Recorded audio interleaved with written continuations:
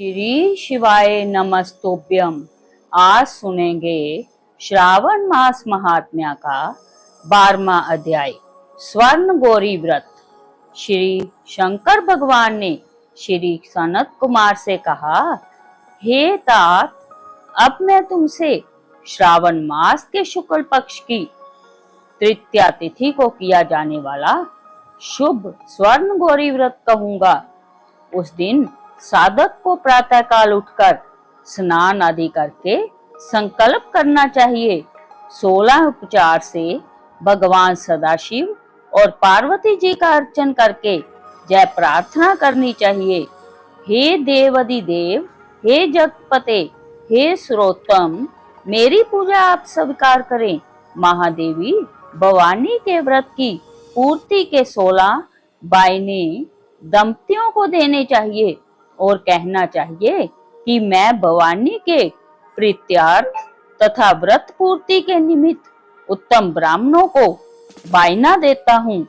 चावलों के आटे से बनाए गए 16 पकवान बांस की 16 टोकरियों में रखकर वस्त्रों से युक्त करके पत्नी सहित 16 ब्राह्मणों को बुलाकर इस प्रकार निवेदन करना चाहिए, मैं व्रत की संपूर्णता और फल प्राप्त करने के लिए जय बायना देता हूँ।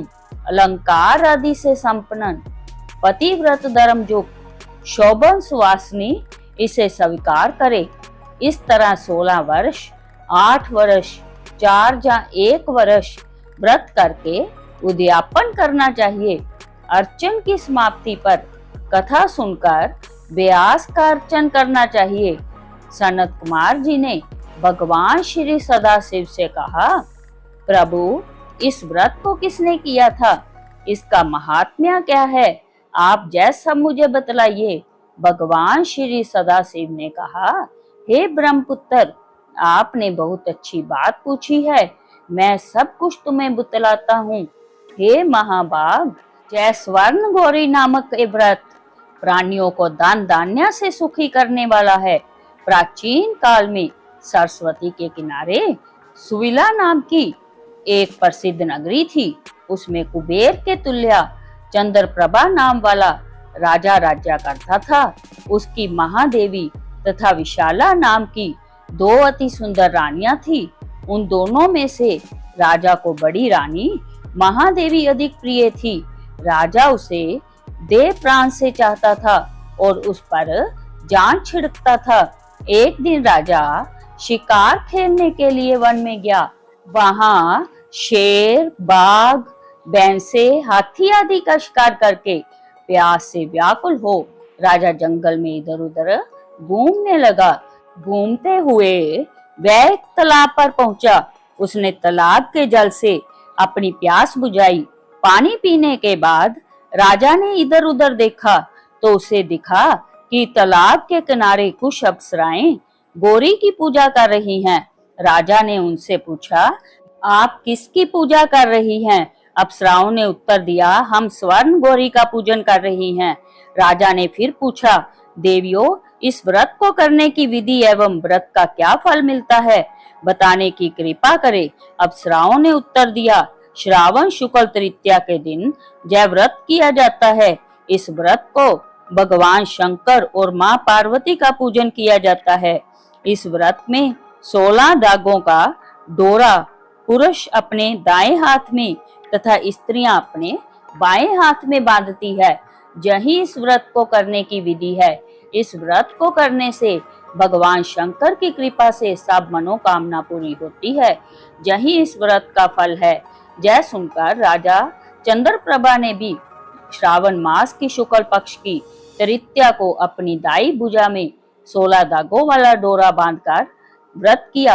राजा ने कहा, हे माता गौरी, मैं इस डोरे को व्रत के लिए बांधता हूँ, मेरे ऊपर आप कृपा करना। इस प्रकार व्रत धारण कर राजा अपने महलों में आ गया। रानी महादेवी जी ने राजा के दाएं हाथ में बंधे डोरे को देखा तो पूछा, यह क्या है? इस पर राजा ने व्रत के बारे में बता दिया। इस पर रानी क्रोध में भर गई और राजा के हाथों में बंधे डोरे को तोड़कर एक सूखे पेड़ पर फेंक दिया।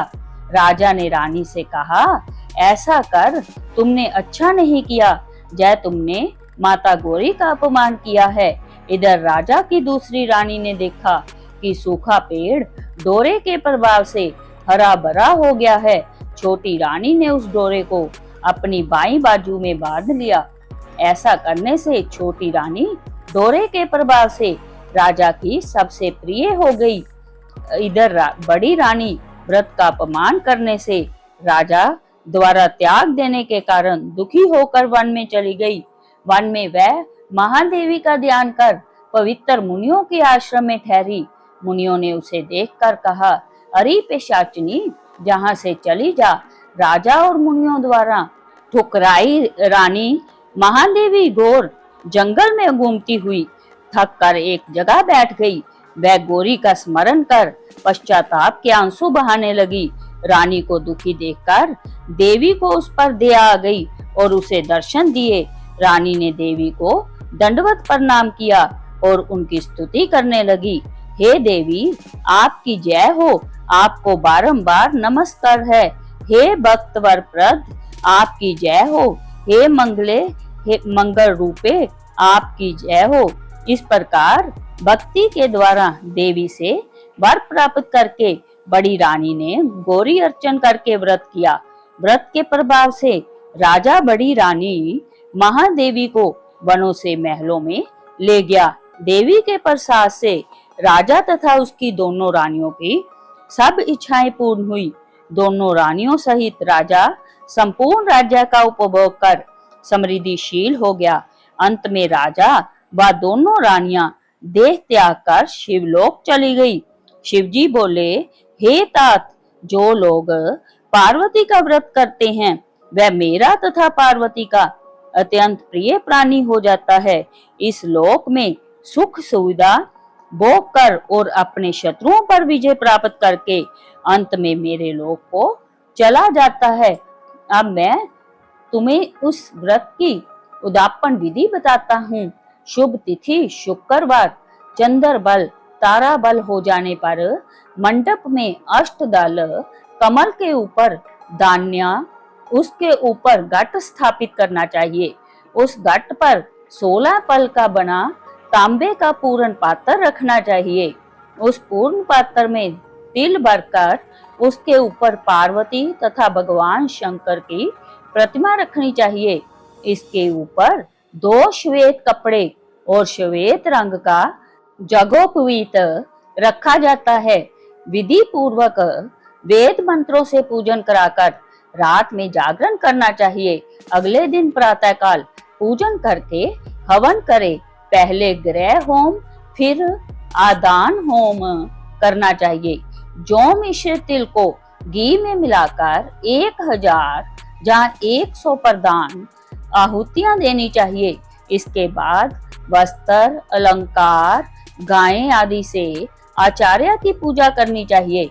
16 वाइनें निकालकर ब्राह्मणों को देना चाहिए। उन्हें भोजन कराना चाहिए तथा भोजन के बाद दक्षिणा भी देनी चाहिए।